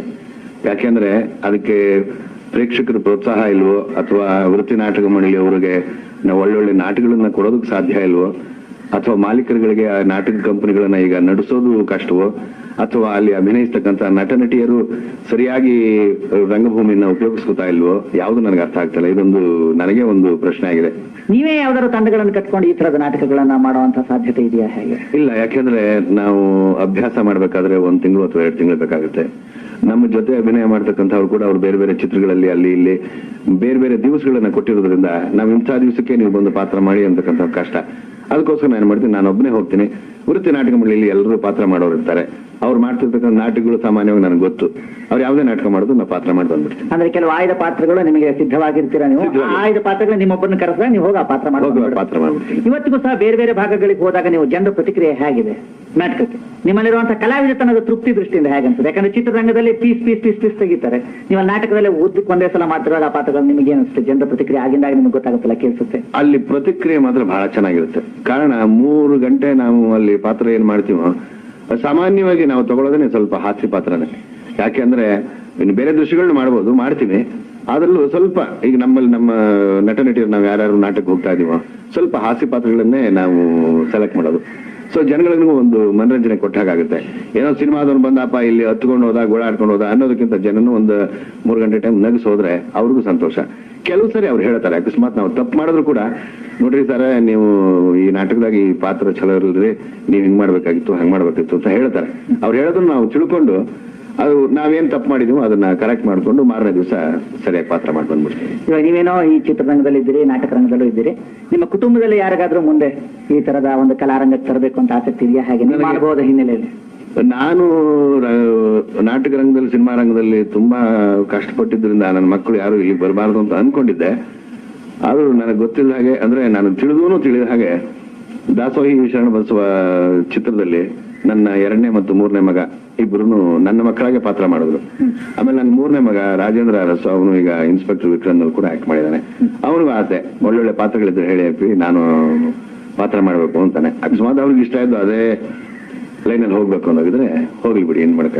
ಕೊನೆಯದಾಗ ಒಂದು ಪ್ರಶ್ನೆ, ಈಗ ನಿಮ್ಮ ಚಕ್ರ ಚಿತ್ರನ ಸಿದ್ಧತೆ ಎಲ್ಲ ಆಗಿದೆ ಅಂತ ಹೇಳಿದ್ರೆ ನೀವು, ಈ ಚಕ್ರ ಆದ್ಮೇಲೆ ಮುಂದಿನ ಯೋಜನೆಗಳೇನು? ನೀವು ಯಾವ್ದಾದ್ರು ಬೇರೆ ಚಿತ್ರಗಳನ್ನಿದ್ದೆ? ನಾನು ಅನ್ಕೊಂಡಿರೋದು ಸಂಗೀತ ಮತ್ತೆ ನೃತ್ಯ ಪ್ರಧಾನವಾಗಿರ್ತಕ್ಕಂಥ ಒಂದು ಚಿತ್ರ ಮಾಡಬೇಕು ಅಂತ ಈಗಾಗಲೇ ಒಂದು ಕಥೆನೆಲ್ಲ ಸಿದ್ಧತೆ ಮಾಡ್ತಾ ಇದ್ದೀನಿ. ಕಲಾವಿದರಾಗಿ ಮುಂದೆ ಯಾವ್ಯಾವ ಚಿತ್ರಗಳಿದೆ, ಮುಖ್ಯವಾದ ಯಾವ ಚಿತ್ರದ ಹೆಸರು ಹೇಳ್ಬೋದಾ? ನನಗೆ ಹೆಂಡತಿಗೆ ಹೇಳ್ಬೇಡಿ, ಪ್ರೇಮಾಗ್ನಿ ಮತ್ತೆ ಇನ್ನೂ ಹಲವಾರು ಚಿತ್ರಗಳು. ಒಳ್ಳೆಯದು ಸುಂದರ ಕೃಷ್ಣ ಅವರೇ, ಇಲ್ಲಿ ತನಕ ನಿಮ್ಮ ಅನೇಕ ಅನುಭವಗಳನ್ನ ಅನಿಸಿಕೆಗಳನ್ನ ಹಂಚಿಕೊಂಡಿದ್ದೀರಿ. ತಮಗೆ ಹಾರ್ದಿಕ ಧನ್ಯವಾದಗಳು. ನಮಸ್ಕಾರ. ವಾ, ಏನು ಧ್ವನಿ ರೀ, ಏನು ಅನುಭವ ರೀ, ಹೇಳೋ ಶೈಲಿ ಏನ್ರಿ, ಅಬ್ಬಬ್ಬಾ, ಎಲ್ಲಿ ಸಿಕ್ಕಿದ್ರು ಇವ್ರು ನಿಮಗೆ? ನಾವೆಲ್ಲ ಇವ್ರ ಫೋಟೋ ನೋಡಿದೀವಿ, ಇವ್ರ ಚಲನಚಿತ್ರಗಳನ್ನ ಯಾವಾಗ್ಲಾದ್ರೂ ನೋಡಿದ್ರೆ ಚಾನಲ್ ನಲ್ಲಿ, ಆಹಾ ಎಂಥ ವಾಯ್ಸು, ಎಷ್ಟು ಚೆನ್ನಾಗಿ ಆಕ್ಟಿಂಗ್ ಮಾಡ್ತಾ ಇದ್ರೆ, ನಾನು ಹೀಗೆ ಮಾಡ್ಬೋದಾಗಿತ್ತ ಅಂತ ಆಸೆ ಇರುವಂತ, ಆಕಾಂಕ್ಷೆ ಇರುವಂತ, ಮನೋಭಾವ ಇರುವಂತ ಪ್ರತಿಯೊಬ್ಬ ಯುವಕ ಯುವತಿಗೆ ಅನ್ಸುತ್ತೆ ಅಲ್ವಾ? ಇದುವರೆಗೆ ನೀವು ಯಾರ ಸಂದರ್ಶನ ಕೇಳಿದ್ರಿ ಹೇಳಿ? ಸುಂದರ ಕೃಷ್ಣ ಅರಸ್ ಅವರದು. ಇವರು ಖ್ಯಾತ ನಿರ್ಮಾಪಕರು, ನಿರ್ದೇಶಕರು, ಎಲ್ಲಕ್ಕಿಂತ ಹೆಚ್ಚಾಗಿ ಉತ್ತಮ ನಟರು. ಅವರು ರಂಗಭೂಮಿ ಮೇಲಿದ್ರು, ಆ ನಂತರ ಸಿನಿಮಾ ಜಗತ್ತಿಗೆ ಬಂದ್ರು. ಅವರು ಎಷ್ಟು ಚೆನ್ನಾಗಿ ಮಾತಾಡ್ತಾ ಇದ್ರು ಅಂದ್ರೆ, ನಾನು ಅವ್ರನ್ನ ಪ್ರೇಮಾಗ್ನಿ ಅನ್ನೋಂಥ ಶೂಟಿಂಗ್ ಸಮಯದಲ್ಲಿ ನೋಡಿದೆ. TS ನಾಗಾಭರಣ ಅವರ ನಿರ್ದೇಶನ ಚಿತ್ರ ಮೈಸೂರಲ್ಲಿ ಶೂಟಿಂಗ್ ಆಯ್ತದು 90ರ ದಶಕದಲ್ಲಿ. ಅವಾಗ ಮಾಡಿದ ಇಂಟರ್ವ್ಯೂ ನೀವು ಕೇಳಿದ್ರಿ ಅಲ್ವಾ? ಏನ್ ಅನಿಸ್ತು ನಮಗೆ? ನಿಮ್ ಪ್ರತಿಕ್ರಿಯೆ ಹೇಳಿದ್ರೆ ನಾವು ಪ್ರತಿ ವಾರ ಈ ತರ ಒಂದೊಂದು ಸಂದರ್ಶನ ಹಾಕ್ಬೇಕು ಅಂತ ಮಾಡಿದೀವಿ ಐಸಿರಿ ಮ್ಯೂಸಿಕ್ ನಲ್ಲಿ, ಐಸಿರಿ ಟಾಕ್ಸ್ ಅನ್ನುವಂಥ ವಿಭಾಗದಲ್ಲಿ. ಈಗ ನೋಡಿ, ಮುಂದಿನ ವಾರ ಯಾರ್ದು ಹಾಕ್ಬೋದು ಗೆಸ್ ಮಾಡಿ ನೋಡೋಣ. ಯಾರು? ಕನ್ನಡ ಅಂತ 3 ಅಕ್ಷರ ಹೇಳಿದ ತಕ್ಷಣ ಕನ್ನಡ ನಾಡಿನಲ್ಲಿ, ಕನ್ನಡ ರಂಗಭೂಮಿಗೆ, ಕನ್ನಡ ಚಲನಚಿತ್ರ ಕ್ಷೇತ್ರಕ್ಕೆ ಅಪಾರವಾದಂತ ಕೊಡುಗೆ ಕೊಟ್ಟು 200ಕ್ಕಿಂತ ಹೆಚ್ಚು ಚಿತ್ರಗಳಲ್ಲಿ ನಟರಾಗಿ ಅಭಿನಯಿಸಿದ್ದಾರೆ. ನವರಸಗಳ ಅಭಿನಯ ಅದು. ನಾನು ಅವ್ರನ್ನ ನೇರವಾಗಿ ನೋಡಿದ್ದೀನಿ, ಅವ್ರ ಸಂದರ್ಶನ ಮಾಡಿದ್ದೀನಿ. ಚಿಕ್ಕಂದಿನಿಂದ ಅವರೆಲ್ಲ ನಮ್ಮ ಮನೆಗೆ ಬರ್ತಿದ್ರು, ನಮ್ಮ ತಂದೆಯ ಶಿಷ್ಯರು ಅವರು. ಯಾರು ಗೆಸ್ ಮಾಡಿ? ಎಸ್, ಕನ್ನಡಕ್ಕೆ one and only Rajkumar, doctor Rajkumar. Doctor Rajkumar ಅವ್ರ ಬಗ್ಗೆ ನೀವು ಕೇಳಿರ್ಬೋದು, ಅವ್ರ ಚಿತ್ರಗಳು ನೋಡಿರ್ಬೋದು, ಅವ್ರ ಧ್ವನಿಯನ್ನು ಕೇಳಿರ್ಬೋದು. ಆದರೆ ಅವರ ಜೀವನದ ಕೆಲವು ಅನುಭವಗಳು, ರಂಗಭೂಮಿಯ ಕೆಲವು ನೆನಪುಗಳು, ಚಲನಚಿತ್ರಕ್ಕೆ ಹ್ಯಾಕ್ ಬಂದ್ರು, ಯಾವ ಪಾತ್ರ ಹ್ಯಾಕ್ ಸಿಕ್ತು, ಪಾತ್ರ ಅಂದ್ರೆ ಏನು, ಅದರೊಳಗೆ ತನ್ಮಯರಾಗಿ ಆಕ್ಟ್ ಮಾಡೋದು ಅಂದ್ರೆ ಏನು, ಯಾವ್ಯಾವ ಪಾತ್ರ ಇರುತ್ತೋ ಅದಕ್ಕೆ ತಕ್ಕಂಗೆ ಮೇಕಪ್ ಕಾಸ್ಟ್ಯೂಮ್ ಹಾಕಿದ್ರೆ ಬರಲಿಲ್ಲ, ಒಳಗಿನಿಂದ ಕಲಾವಿದ ತರ ತೆರ್ಕೊಳ್ಬೇಕು ಅನ್ನೋ ಮಾತನ್ನ ಅವರು ನನಗೆ ನಾನು ಮಾಡಿದ 3 ಸಂದರ್ಶನಗಳಲ್ಲಿ ಹೇಳಿದ್ದಾರೆ. ಮುಖ್ಯವಾಗಿ ಮೈಸೂರಿನಲ್ಲಿ 1985ರಲ್ಲಿ ಮೊದಲನೇ ಸಂದರ್ಶನ ಮಾಡಿದೆ ಅವ್ರದ್ದು. ಸೋರಠ ಅಶ್ವಥ್ ಅವರ ಮಗಳು ಜ್ಯೋತಿ ಅಂತಿದ್ಲು, ಆರ್ಕೆಸ್ಟ್ರಾ ಹಾಡ್ತಿದ್ಲು. ಆವಾಗ ಜಗನ್ಮೋಹನ ಪ್ಯಾಲೇಸ್ ನಲ್ಲಿ ನಡೆದ ಕಾರ್ಯಕ್ರಮದಲ್ಲಿ ಜ್ಯೋತಿಯವರ ಸಂಗೀತದ ದಶಮಾನೋತ್ಸವ ಸಂದರ್ಭದಲ್ಲಿ ರಾಜ್ಕುಮಾರ್ ಮತ್ತೆ ಶಿವರಾಜ್ ಕುಮಾರ್ ಸಿಕ್ಕಿದ್ರು. ಅವ್ರನ್ನ ಅಲ್ಲೇ ಗ್ರೀನ್ ರೂಮ್ ನಲ್ಲಿ ಮಾತಾಡಿಸಿದ್ದೆ. 2ನೇ ಸಲ ದಾದಾ ಸಾಹೇಬ್ ಫಾಲ್ಕೆ ಪ್ರಶಸ್ತಿ ಬಂದ ಸಮಯದಲ್ಲಿ ಅವರು ಶಿವಮೊಗ್ಗ ಮತ್ತೆ ಚಿಕ್ಕಮಗಳೂರಿಗೆ ಭೇಟಿ ಕೊಟ್ಟಿದ್ರು. ದೊಡ್ಡ ಅವರಿಗೆ ಸನ್ಮಾನ, ಸಾವಿರಾರು ಲಕ್ಷಾವಧಿ ಜನ ಸೇರಿದಂತ ಮೇಳದಲ್ಲಿ ನಾನು ಅವ್ರ ಪಕ್ಕದಲ್ಲಿ ಕೂತು ಎಲ್ಲ ರೆಕಾರ್ಡ್ ಮಾಡ್ಕೊಂಡಿದ್ದೆ. ಅವ್ರ ಸಂದರ್ಶನ 2ನೇ ಬಾರಿ. ರಾಯಚೂರಲ್ಲಿ ಇದ್ದಾಗ 3ನೇ ಸಲ ಅವ್ರು ನಂಗೆ ಸಿಕ್ಕಾಗ ಅವ್ರ ಸಂದರ್ಶನ ಮಾಡಿದ್ದೆ. ಆ ಸಂದರ್ಶನವನ್ನ ನಿಮಗೆ ನಾನು ಮುಂದಿನ ವಾರ ಕೇಳಿಸ್ತೀನಿ. ಇವತ್ತು ಸಂಜೆ ಏನು ನೀವು 6 ಗಂಟೆ ಸಂಜೆ 5 ನಿಮಿಷಕ್ಕೆ 6 ಗಂಟೆ ಹಾಗೆ 5 ನಿಮಿಷಕ್ಕೆ ಕೇಳಿದ್ದೀರಿ. ಮುಂದಿನ ಬುಧವಾರ ಸಂಜೆ 6 ಗಂಟೆ 5 ನಿಮಿಷಕ್ಕೆ ಡಾಕ್ಟರ್ ರಾಜ್ಕುಮಾರ್ ಅವರ ಸಂದರ್ಶನವನ್ನ ಕೇಳಲಿಕ್ಕೆ ನೋಡ್ಲಿಕ್ಕೆ ಸಿದ್ಧರಾಗಿದೆ. ಇಷ್ಟೇ ಅಲ್ಲ, ನಮ್ದೊಂದು ವಿನಂತಿ. ನಾನು NV ರಮೇಶ್ ಅಂತ ಹೇಳಿ ಆಕಾಶವಾಣಿಯ ನಿವೃತ್ತ ಕಾರ್ಯಕ್ರಮಾಧಿಕಾರಿ. ಅಭಿರುಚಿ ಬಳಗ ಅಂತ ನಾನು 11 ವರ್ಷದಿಂದ ಮಾಡ್ಕೊಂಡಿದ್ದೀನಿ, ರಿಜಿಸ್ಟರ್ಡ್ ಸಂಸ್ಥೆ. NV ರಮೇಶ್ ಕಲಾ ಬಳಗ ಇದೆ, ಆಸಕ್ತಿ ಪ್ರಕಾಶನ ಅಂತಿದೆ. ನನ್ನ 124 ಪುಸ್ತಕಗಳನ್ನ ಬರೆದಿದ್ದೀನಿ ನಾನು. ಹಾಗೆ ಕರ್ನಾಟಕ ಚುಟುಕು ಸಾಹಿತ್ಯ ಪರಿಷತ್ ಹುಬ್ಳಿಲಿ ಏನಿದೆ ಅದರ ಮೈಸೂರು ವಿಭಾಗದ 8 ಜಿಲ್ಲೆಗಳಿಗೆ ಅಧ್ಯಕ್ಷ ನಾನು. ಪ್ರತಿ ತಿಂಗಳು ಕಾರ್ಯಕ್ರಮ ಮಾಡ್ತಾ ಇದ್ದೀವಿ ನಾವು ವೇದಿಕೆಯ ಕಾರ್ಯಕ್ರಮನೂ ಮಾಡ್ತೀವಿ, ಮನೆಯ ಕಾರ್ಯಕ್ರಮನೂ ಮಾಡ್ತಾ ಇದ್ದೀವಿ. ಈ ರೀತಿ 155 ಕಾರ್ಯಕ್ರಮಗಳು ಇಲ್ಲಿ ತನಕ ಆಗಿದೆ. 156ನೇ ಕಾರ್ಯಕ್ರಮ ಬಂದು ಬರುವ ಸೋಮವಾರ ಬೆಳಗ್ಗೆ ನಾವು ಅದನ್ನ ಲೈವ್ ಶೋ ಮಾಡ್ತಾ ಇದ್ದೀವಿ. ಅದು ಬಂದುಬಿಟ್ಟು ಮೈಸೂರಿನಲ್ಲಿ ಈಗೇನು ಹೊಸ ಕೋರ್ಟ್ ಇದೆಯಲ್ಲ ಅದ್ರ ಎದುರಿಗೆ ನೇಗಿಲ ಯೋಗಿ ಅಂತ ಒಂದು ಸಂಸ್ಥೆ ಇದೆ, ಅದರ ಹಾಲ್ನಲ್ಲಿ ಮಾಡ್ತಾ ಇದ್ದೀವಿ. ಸಾಹಿತ್ಯ ದಾಸೋಹ ಅಂತ ಹೇಳಿ ಅದು ಒಂದು ಸಂಸ್ಥೆ ಇದೆ. ಆ ಸಂಸ್ಥೆ ಪ್ರತಿ ತಿಂಗಳು ಕಾರ್ಯಕ್ರಮ ಮಾಡ್ತಾರೆ. ಅದರಲ್ಲಿ ಕವಿತಾ ವಾಚನ, ಕಥಾ ವಾಚನ, ಪುಸ್ತಕ ಪರಿಚಯ, ಜೀವನದ ಅನುಭವ ಎಲ್ಲ ಹೇಳ್ತಾ ಇದ್ದಾರೆ. ಅದನ್ನ ನಾವು ಸೋಮವಾರ ಕಾರ್ಯಕ್ರಮ ಇಟ್ಕೊಂಡಿದ್ದೀವಿ.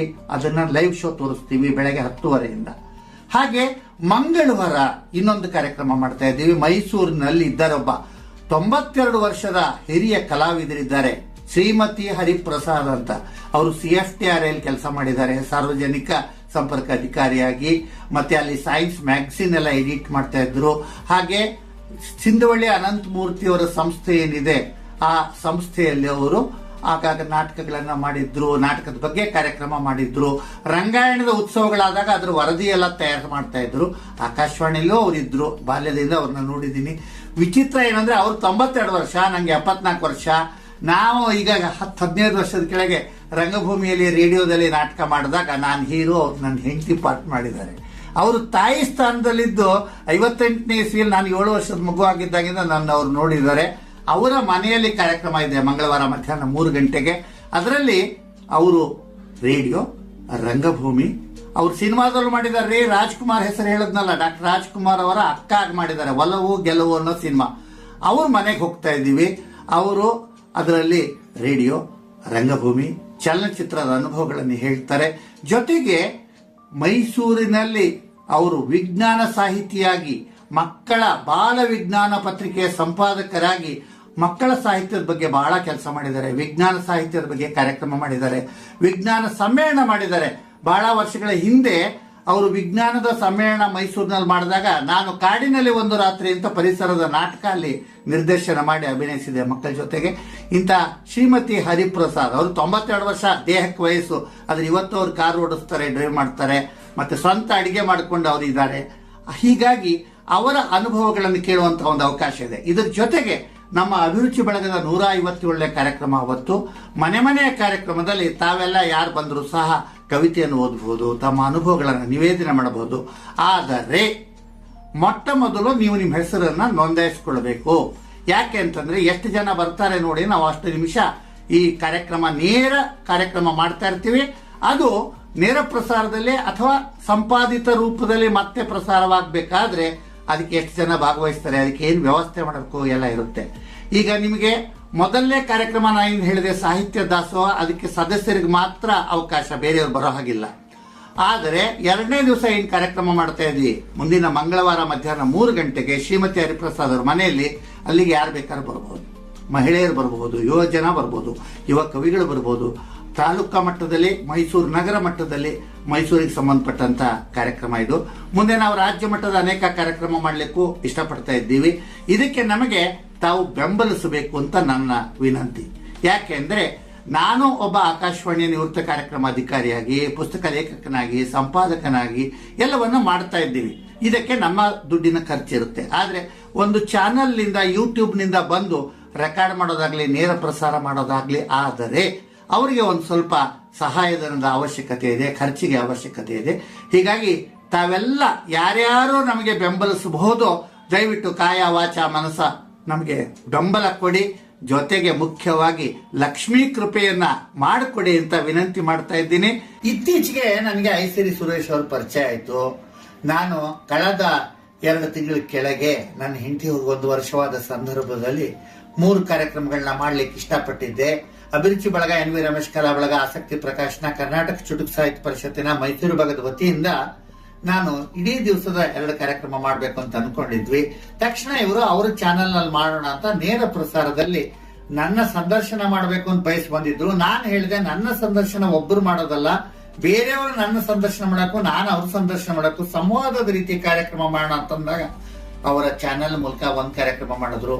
ಆಮೇಲೆ 14ನೇ ತಾರೀಕು ಮೇ ತಿಂಗಳಲ್ಲಿ ನಾವು ನಮನ ಕಲಾ ಮಂಟಪದಲ್ಲಿ ಒಂದು ಇಡೀ ದಿವಸ ದಾಂಪತ್ಯ ಗೀತೆ ಅಂತ ಹೇಳಿ ಒಂದು ಕಾರ್ಯಕ್ರಮ ಮಾಡಿದ್ವಿ. ಪುಸ್ತಕ ಬಿಡುಗಡೆ ಮಾಡಿದ್ವಿ. ಮಧ್ಯಾಹ್ನ ಆರೋಗ್ಯ ಶಿಕ್ಷಣವನ್ನು ಕೊಡುವಂತ ಒಂದು ಕಾರ್ಯಕ್ರಮ ಮಾಡಿದ್ವಿ. ವೈದ್ಯ ಲೋಕ ಹೆಲ್ತ್ ವಿಷನ್ ನ ಸಂಪಾದಕರಾದಂತಹ ಡಾಕ್ಟರ್ ಶ್ರೀಕೃಷ್ಣ ಮಾಯಲಂಗಿ ಅವರು ಬಂದಿದ್ರು, ಬೇರೆ ಬೇರೆ ವೈದ್ಯರು ಬಂದಿದ್ರು. ಮೈಸೂರಿನ ಭಗವಾನ್ ಪೆಥಾಲಜಿಯ ಡಾಕ್ಟರ್ ಎನ್ ಶ್ರೀರಾಮ್ ಹಾಗೂ ಮಮತಾ ಶ್ರೀರಾಮ್ ಬಂದಿದ್ರು. ನಾವೆಲ್ಲ ಸೇರಿ ಈ ಕಾರ್ಯಕ್ರಮ ಮಾಡಿದಾಗ ನಾನು ಸಹ ಈಗ ಅವರ ಜೊತೆ ಅಭಿಮಾನದಿಂದ ಐಸಿರಿ ಮ್ಯೂಸಿಕ್ ತಂಡವನ್ನು ಸೇರಿದ್ದೀನಿ ಅಂತ ಹೇಳೋದಕ್ಕಿಂತ ಅವರು ನನ್ನ ಅಭಿರುಚಿ ಬಳಗ, NV ರಮೇಶ್ ಕಲಾ ಬಳಗಕ್ಕೆ ಸೇರ್ಕೊಂಡಿದ್ದಾರೆ ಅಂತ ಅವರಿಗೆ ಸ್ವಾಗತಿಸ್ತಾ ಇದ್ದೀನಿ. ಹಾಗೆ ನಾವು ತಿಂಗಳಲ್ಲಿ 1 ಕಾರ್ಯಕ್ರಮ ಮಾಡ್ತಾ ಇದ್ದೀವಿ ವೇದಿಕೆಯಲ್ಲಿ. ಬರೋ ದಿನಗಳಲ್ಲಿ ವೇದಿಕೆ ಕಾರ್ಯಕ್ರಮಕ್ಕಿಂತ ಹೆಚ್ಚು ಜನರನ್ನ ಮೀಟ್ ಮಾಡಬೇಕು, ಹೆಚ್ಚು ಜನರ ಕಲೆ, ಸಂಸ್ಕೃತಿ, ಸಾಹಿತ್ಯ, ಸಂಗೀತ, ನೃತ್ಯ ಇವೆಲ್ಲ ಈ ಚಾನೆಲ್ ನಲ್ಲಿ ಬರಬೇಕು ಅನ್ನೋ ಉದ್ದೇಶದಿಂದ ಪ್ರತಿ ಓಣಿಯ ಮನೆಗೆ ಹೋಗಿ ಕಾರ್ಯಕ್ರಮ ಮಾಡಬೇಕು ಅಂತ ಬಯಸ್ತಾ ಇದ್ವಿ. ದಯವಿಟ್ಟು ತಮ್ಮಲ್ಲಿ ಯಾರಿಗೆ ಆಸಕ್ತಿ ಇದೆ ಅವ್ರು ನಮ್ಮಲ್ಲಿ ಬರಬೇಕು. ಮೊಟ್ಟ ಮೊದಲನೇದಾಗಿ ಈಗ ಐಸಿರಿ ಸುರೇಶ್ ಅವರು ಯಾಕೆ ಯೂಟ್ಯೂಬ್ ಚಾನೆಲ್ ಓಪನ್ ಮಾಡಿದ್ರು, ಏನೇನ್ ಮಾಡಿದ್ದಾರೆ ಇಲ್ಲಿ ತನಕ, ಮುಂದೆ ಏನ್ ಮಾಡ್ಬೇಕು ಅಂತಿದ್ದೀವಿ ನಾ ಹೇಳ್ತೀನಿ. ಸರ್, ನಾನು ಐಸಿರಿ ಸುರೇಶ್ ಅಂತೇಳಿ, ತಾವೆಲ್ಲರೂ ಕೂಡ ನಾನು ನೋಡಿದಿರ ಹಲವಾರು ಈವೆಂಟ್ಗಳನ್ನ ನಾನು ಮಾಡ್ತಾ ಬಂದಿದ್ದೀನಿ. ನನ್ನ ಮೊದಲ ಆಸೆ ಇದ್ದಿದ್ದು ಏನು ಅಂದ್ರೆ ಒಂದು ಯೂಟ್ಯೂಬ್ ಚಾನಲ್ ಅನ್ನ ಓಪನ್ ಮಾಡಬೇಕು ಅಂತ ಇತ್ತು. ಅದು ನಾನು ಅಮೌಂಟ್ಗೋಸ್ಕರ ಮಾಡಲಿಲ್ಲ. ಆ ಒಂದು ಯೂಟ್ಯೂಬ್ ಚಾನಲ್ ಏನಕ್ಕೆ ಮಾಡಿದೆ ಅಂತ ಅಂದ್ರೆ ಎಲ್ಲ ಕಲಾವಿದರನ್ನ ಗುರುತಿಸುವಂತಹ ಒಂದು ಗುರುತಿಸಬೇಕು ಅಂತ ಹೇಳಿ ನಾನು ಈ ಒಂದು ಚಾನಲ್ ನಾನು ಮಾಡಿದ್ದು. ಪ್ರತಿದಿನ ನಾನು ಸಂಜೆ ಒಂದು 6 ರಿಂದ 9 ಬರೀ ಕರಾವೋಕೆ ಗಾಯನ ಕಾರ್ಯಕ್ರಮಗಳನ್ನು ಮಾತ್ರ ಮಾಡ್ತಾ ಬಂದಿದ್ದೆ ಲೈವ್ ಸ್ಟುಡಿಯೋದಲ್ಲಿ. ಮುಂದೆ ಈ ರೀತಿ ಮಾಡಬಾರ್ದು, ಇದನ್ನ ಸ್ವಲ್ಪ ಚೇಂಜಸ್ ತರಬೇಕು ಅಂತೇಳಿ ನಾನು ಅನ್ಕೊಂಡು ಎಲ್ಲಾ ಕ್ಷೇತ್ರಗಳಲ್ಲಿ ಸಾಧನೆ ಮಾಡಿರುವಂತಹ ಎಲ್ಲಾ ಸಾಧಕರನ್ನ ಗುರುತಿಸಿಕೊಂಡು ಅವ್ರನ್ನ ಕರೆತಂದು ನನ್ನ ಸ್ಟುಡಿಯೋಗೆ ಅವರ ಒಂದು ಸಾಧನೆಯನ್ನ ಜನಗಳಿಗೆ ತಿಳಿಸುವುದರ ಮೂಲಕ ಸಮಾಜಕ್ಕೆ ಸಂದೇಶವನ್ನ ನೀಡಬೇಕು ಅಂತ ಒಂದು ಯೋಜನೆಯನ್ನು ನಾನು ಹಾಕೊಂಡಿದ್ದೀನಿ. ಈ ಒಂದು ಯೋಜನೆಗೆ ನನ್ನ ಕೈ ಜೋಡಿಸಿದಂತ ನನ್ನ ಗುರುಗಳಾದಂತಹ ಎನ್ ವಿ ರಮೇಶ್ ಅವರು ನನ್ನ ಎಲ್ಲಾ ಸಹಕಾರವನ್ನ ನನಗೆ ನೀಡ್ತಾ ಬಂದಿದ್ದಾರೆ. ನನ್ನ ತಂದೆ ಸ್ಥಾನದಲ್ಲಿ ನಿಂತ್ಕೊಂಡು ನನ್ನ ಚಾನೆಲ್ ಬಗ್ಗೆ ಎಲ್ಲ ತುಂಬಾ ಗಂಭೀರವಾಗಿ ಇದನ್ನ ಆಳವಾಗಿ ಅರ್ಥ ಮಾಡಿಕೊಂಡು ನನ್ನ ಆಲೋಚನೆಗಳನ್ನ ಮತ್ತೆ ನನ್ನ ಚಾನೆಲ್ ನ ಎಲ್ಲ ಸಂಪೂರ್ಣ ವಿವರಗಳನ್ನ ಅರ್ಥ ಮಾಡಿಕೊಂಡು ಮುಂದಿನ ದಿನಗಳಲ್ಲಿ ನನ್ನ ಚಾನೆಲ್ ನ ಅತ್ಯುನ್ನತ ಮಟ್ಟಕ್ಕೆ ತಗೋಬೇಕು ಅಂತ ಹೇಳಿ ಒಂದು ಯೋಜನೆಯನ್ನ ನನಗೆ ಹಾಗೂ ನನ್ನ ಮಿತ್ರ ನವೀನ್ ಅವರಿಗೆ ಕೂಡ ತುಂಬಾ ತಿಳುವಳಿಕೆಯನ್ನು ಹೇಳಿ ಮುಂದುವರಿಸಿಕೊಂಡು ಹೋಗ್ತಾ ಇದ್ದಾರೆ. ಇನ್ನು ಮುಂದಿನ ದಿನಗಳಲ್ಲಿ ಅತ್ಯುತ್ತಮವಾದಂತಹ ಕಾರ್ಯಕ್ರಮಗಳನ್ನು ನನ್ನ ಐಸಿರಿ ಯೂಟ್ಯೂಬ್ ಚಾನಲ್ ನಲ್ಲಿ ನೀಡ್ತೀವಿ ಅಂತ ನಾನು ಹೇಳಕ್ ನಾನು ಇಷ್ಟಪಡ್ತೀನಿ. ಈ ಐಸಿರಿ ಸುರೇಶ್ ಅವ್ರ ಜೊತೆ, ನವೀನ್ ಅವ್ರ ಜೊತೆ ಚರ್ಚೆ ಮಾಡಿದಾಗ ಇವತ್ತು ನಾನು ಹಲವಾರು ಕಾರ್ಯಕ್ರಮಗಳನ್ನ ಈ ವರ್ಷದಲ್ಲಿ ಮಾಡ್ತಾ ಇದ್ದೀವಿ. ಯಾವ ರೀತಿಲಿ, ನಾನು 7ನೇ ವರ್ಷದಿಂದ ರೇಡಿಯೋದಲ್ಲಿ ಬಂದೆ, 60ನೇ ವರ್ಷ ತನಕ 53 ವರ್ಷ ಸರ್ವಿಸ್ ಮಾಡಿದೆ. ನಮ್ಮ ತಂದೆ ಸಹ ಅವರು 1936ರಿಂದ 1979ರವರೆಗೆ ಆಕಾಶವಾಣಿ ಇದ್ದಿದ್ರಿಂದ ನನ್ನ ಬಾಲ್ಯದಿಂದ ರೇಡಿಯೋ, ರಂಗಭೂಮಿ, ಸಾಹಿತ್ಯ, ಚಲನಚಿತ್ರ ಮತ್ತೆ ದೊಡ್ಡ ದೊಡ್ಡ ಸಾಹಿತ್ಯಗಳು, ಕವಿಗಳ ಸಂಪರ್ಕ, ಕಲಾವಿದರ ಸಂಪರ್ಕ ಎಲ್ಲ ಇದೆ. ಆ ಅನುಭವಗಳನ್ನೆಲ್ಲ ಈ ಚಾನೆಲ್ ಮೂಲಕ ನಿಮ್ ಜೊತೆ ಹಂಚ್ಕೋಬೇಕು ಅಂತ ನಾವು ಕೆಲವು ಕಾರ್ಯಾಗಾರಗಳು, ತರಬೇತಿಗಳನ್ನು ಮಾಡಬೇಕು ಅಂತಿದ್ದೀವಿ ಅಭಿರುಚಿ ಬಳಗದ ವತಿಯಿಂದ. ಏನು ಅಂದ್ರೆ ನಾನು ರೇಡಿಯೋ, ರಂಗಭೂಮಿ, ಆರೋಗ್ಯ ಶಿಕ್ಷಣ, ಸಾಹಿತ್ಯ ಇವೆಲ್ಲದರ ಒಂದು ಅನುಭವವನ್ನು ಹೊಂದಿರೋದ್ರಿಂದ 124 ಪುಸ್ತಕ ಬರೆದಿದ್ದೀನಿ. ಮತ್ತೆ ಅಂಕಣಗಳನ್ನ 40 ವರ್ಷದಿಂದ ಬರಿತಾ ಇದ್ದೀನಿ. ಕರ್ನಾಟಕದ ವಿವಿಧ ಪತ್ರಿಕೆಗಳಲ್ಲಿ, ಮ್ಯಾಗಝಿನ್ಗಳಲ್ಲಿ ಬರಿತಾ ಇದ್ದೀನಿ, ಸಾಪ್ತಾಹಿಕಗಳಲ್ಲಿ ಬರಿತಾ ಇದ್ದೀನಿ, ಕರ್ಮವೀರದಲ್ಲಿ ಮುಖ್ಯವಾಗಿ ಬರಿತಾ ಇದ್ದೀನಿ, ಜೀವನಾಡಿ ಅನ್ನೋದ್ರಲ್ಲಿ ಬರಿತಾ ಇದ್ದೀನಿ, ಬೆಳಗಾವಿಯ ಕುಂದಾನಗರಿ ಪತ್ರಿಕೆಯಲ್ಲಿ ಬರಿತಾ ಇದ್ದೀನಿ, ಮಂಗಳೂರಿನ ಉಪಯುಕ್ತ.com ಅಲ್ಲಿ ಬರಿತಿದ್ದೀನಿ. ಇವಲ್ಲದೆ ಬೇರೆ ಬೇರೆ ಪತ್ರಿಕೆಗಳು ಬರಿತಾ ಇದ್ದೀನಿ. ಅಂಕಣ ಬರೆಯೋದು ಹೇಗೆ ಅಂತ ನಿಮಗೆ ಹೇಳ್ಕೊಡ್ಬೇಕು ಅಂತಿದ್ದೀನಿ. ಕವಿತೆ ಅಂದ್ರೆ ಎಲ್ಲರೂ 4 ಸಾಲು ಬರೆದ್ಬಿಟ್ರೆ ಆಯ್ತು ಅಂತ ತಿಳ್ಕೊಂಡಿದ್ದಾರೆ. ಅಂತಃಸತ್ವ ಇಟ್ಕೊಂಡು ಕವಿತೆ ಹೇಗೆ ಬರೀತೀರಿ, ವಿಮರ್ಶೆ ಹೇಗೆ ಮಾಡ್ತೀರಿ, ಕವಿತೆ ಓದೋದು ಹೇಗೆ, ಕವಿತೆನ ಅರ್ಥ ಮಾಡ್ಕೊಳ್ಳೋದು ಹೇಗೆ, ಹಿಂದಿನವರು ಹೇಗೆ ಕವಿತೆ ಬರೆದಿದ್ದಾರೆ, ಚಲನಚಿತ್ರ, ಗೀತಾ ಸಾಹಿತ್ಯ ಹೇಗಿದೆ, ಇದನ್ನೆಲ್ಲ ಹೇಳ್ಕೊಡ್ಬೇಕು ಅಂತಿದ್ದೀನಿ. ಜೊತೆಗೆ ರೇಡಿಯೋಗಾಗ್ಲಿ, ರಂಗಭೂಮಿಗಾಗ್ಲಿ ಅಥವಾ ಮುಂದೆ ಚಲನಚಿತ್ರಕ್ಕೆ ಹೋಗ್ಲಿಕ್ಕೂ ಸಹ ನಿಮಗೆ ಅಭಿನಯ ತರಬೇತಿ ಬೇಕು. ಮೈಸೂರಿನಲ್ಲಿರುವಂತಹ ಸಂಸ್ಥೆಗಳೇನಿದೆ, ಹೆಸರು ಹೇಳಲ್ಲ, ಆ ಸಂಸ್ಥೆಗಳಲ್ಲಿ ನೀವು 2 ವರ್ಷ 3 ವರ್ಷ ಕಲಿಬೇಕಾಗುತ್ತೆ. ಆಯ್ಕೆ ಇರುತ್ತೆ, ಲಕ್ಷಾವಧಿ ರೂಪಾಯಿ ಅದಕ್ಕೆ ನೀವು ಫೀಸ್ ಕೊಡಬೇಕಾಗುತ್ತೆ. ಆದರೆ ನಮ್ಮ ಎನ್ ವಿ ರಮೇಶ್ ಕಲಾಶಾಲೆಯಲ್ಲಿ ಕಲೀಲಿಕ್ಕೆ ನೀವು ಲಕ್ಷಾವಧಿ ರೂಪಾಯಿ ಕೊಡಬೇಕಾಗಿಲ್ಲ. ಹೀಗಾಗಿ ನಿಮ್ಮ ಸಮಯವನ್ನ ಕೊಟ್ಟು, ಆದ್ರೆ ಇದನ್ನ ಉಚಿತವಾಗಿ ನಾವು ಮಾಡ್ಲಿಕ್ಕೆ ಸಾಧ್ಯವಿಲ್ಲ. ಅದಕ್ಕಾಗಿ ಕನಿಷ್ಠವಾದಂತ ಒಂದು ಏನು ಫೀಸ್ ಇದೆ ಕೊಟ್ಟು ನೀವು ಸೇರ್ಕೋಬೇಕು. ವಾರಾಂತ್ಯದಲ್ಲಿ ಶನಿವಾರ ಭಾನುವಾರ ತರಬೇತಿಯನ್ನು ಕೊಡುವಂತ ಉದ್ದೇಶ ಇದೆ, ಕಾರ್ಯಾಗಾರಗಳನ್ನು ಮಾಡುವಂತ ಉದ್ದೇಶ ಇದೆ. ಇಡೀ ದಿವಸ ಬೇರೆ ಬೇರೆ ಸಂಘ ಸಂಸ್ಥೆಗಳೊಂದಿಗೆ ಸೇರಿಸಿಕೊಂಡು ಕಾರ್ಯಕ್ರಮ ಮಾಡಬೇಕು ಅಂತಿದ್ದೀವಿ. ಇನ್ನೊಂದು ಐಡಿಯಾ ಏನು ಅಂದ್ರೆ, ನನಗೆ ಅಭಿರುಚಿ ಬಳಗದಲ್ಲಿ ಬರೀ ಕವಿತೆಗಳ ವಾಚನ ಅಲ್ಲ, ಸಾಧಕರ ಸಂದರ್ಶನ, ಅವರ ಅನುಭವಗಳನ್ನು ಹೇಳಿಸೋದು, ಸಾಮೂಹಿಕ ಕವಿತೆ, ಲೇಖನ, ಕಥೆಗಳ ಪುಸ್ತಕಗಳನ್ನು ನಮ್ಮ ಆಸಕ್ತಿ ಪ್ರಕಾಶನದಿಂದ ಪ್ರಕಾಶನ ಮಾಡೋದು. ಇಲ್ಲಿ ತನಕ ನಮ್ಮ ಅಭಿರುಚಿ ಬಳಗದಿಂದ 500 ಜನಕ್ಕೆ ಸನ್ಮಾನ ಮಾಡಿದ್ದೀವಿ. ಹಾಗೆ ಬೇರೆ ಬೇರೆ ಕ್ಷೇತ್ರದಲ್ಲಿರುವ ರಾಜ್ಯ ಮಟ್ಟದ ಸಾಧಕರಿಗೂ ಸಹ ಗೌರವನ ಸನ್ಮಾನವನ್ನು ಮಾಡೋದು ನಮ್ಮ ಉದ್ದೇಶ ಇದೆ. ಹಾಗೆ ಕವಿಗೋಷ್ಠಿಯಲ್ಲಿ ಪುಸ್ತಕ ಕಾಣಿಕೆ ಮತ್ತೆ ಪ್ರಮಾಣ ಪತ್ರ ಕೊಡ್ತೀವಿ. ಹೀಗಾಗಿ ಇಲ್ಲಿ ನೀವು ಬಂದಾಗ ಕೇವಲ ಒಂದು ಕವಿತೆ ಬರೆದು ಓದುದ್ರಲ್ಲ, ನೀವು 100 ಕವಿತೆ ಬರಿಬೇಕು, ನೀವು ಕವನ ಸಂಕಲನ ಪ್ರಕಟ ಮಾಡಬೇಕು. ಅದಕ್ಕೆ ನಿಯಮಗಳನ್ನು ಹೇಳ್ಕೊಡ್ತೀನಿ ನಿಮಗೆ. ಹಾಗೆ ಕರ್ನಾಟಕದಲ್ಲಿ ಗ್ರಂಥಾಲಯ ಇಲಾಖೆಯಿಂದ ಪುಸ್ತಕಗಳನ್ನು ಪ್ರತಿ ವರ್ಷ ಕೊಳ್ಳುತ್ತಾರೆ. ಅದ್ರ ಬಗ್ಗೆ ಸಹ ನಿಮ್ಗೆ ಹೇಳ್ಕೊಡ್ತೀನಿ. ಆಮೇಲೆ ನಾನು ನನ್ನ ಹೆಂಡತಿ 36 ವರ್ಷ ಪ್ರವಾಸ ಸಂಸ್ಥೆ ನಡೆಸಿದ್ರಿಂದ ಮೈಸೂರಲ್ಲಿ ನಾ 53 ದೇಶ ನೋಡಿದ್ದೀನಿ. ಹಾಗೆ ಇಂಡಿಯಾದ 60-70% ನೋಡಿದ್ದೀನಿ. ಈಗ 1 ವರ್ಷದಲ್ಲೇ 9 ಟೂರ್ ಹೋಗಿದ್ದೀನಿ ನಾನು. ಹೀಗಾಗಿ ನಾವು ಟೂರ್ಗಳನ್ನು ಪ್ಯಾಕೇಜ್ಗಳನ್ನು ಮಾಡೋರಿದ್ದೀವಿ. ಯಾರಿಗೆ ಪ್ರವಾಸ ಮಾಡ್ಲಿಕ್ಕೆ ಆಸಕ್ತಿ ಇದೆ ಸಂಪರ್ಕಿಸಿ. ಪ್ರವಾಸ ಸಾಹಿತ್ಯ ಬರೆಯೋವರಿಗೆ ಅವಕಾಶ ಇದೆ, ಸಹಕರಿಸಿ. ಆಮೇಲೆ ಮಹಿಳಾ ಸಾಧಕರು, ಮಹಿಳಾ ಮಂಡಳಿಗಳು, ಯುವಕ ಮಂಡಳಿಗಳು, ಸರ್ಕಾರದ ಇಲಾಖೆಗಳು ಇವಕ್ಕೆಲ್ಲ ಸಂಬಂಧಪಟ್ಟಂಗೆ ಆಯಾ ಇಲಾಖೆಯ ಆಯಾ ಸಂಘ ಸಂಸ್ಥೆಯ ಕಾರ್ಯಕ್ರಮದ ಸೂಚಿ ಪ್ರಕಾರ ನಾವು ಕಾರ್ಯಕ್ರಮ ಮಾಡ್ಲಿಕ್ಕೆ ತಯಾರಿದ್ದೀವಿ. ಇದಕ್ಕೆ ಮುಖ್ಯ ನಿಮ್ಮ ಭಾಗವಹಿಸುವಿಕೆ, ನಿಮ್ಮ ತನು ಮನ ಧನದ ಬೆಂಬಲ ಬೇಕು ಅಂತ ಕೇಳ್ಕೊಳ್ತಾ ನಾನು ನಿಮ್ಮ NV ರಮೇಶ್ ಮುಂದಿನ ಕಾರ್ಯಕ್ರಮದ ತನಕ ಬರ್ತೀನಿ. ನಮಸ್ಕಾರ.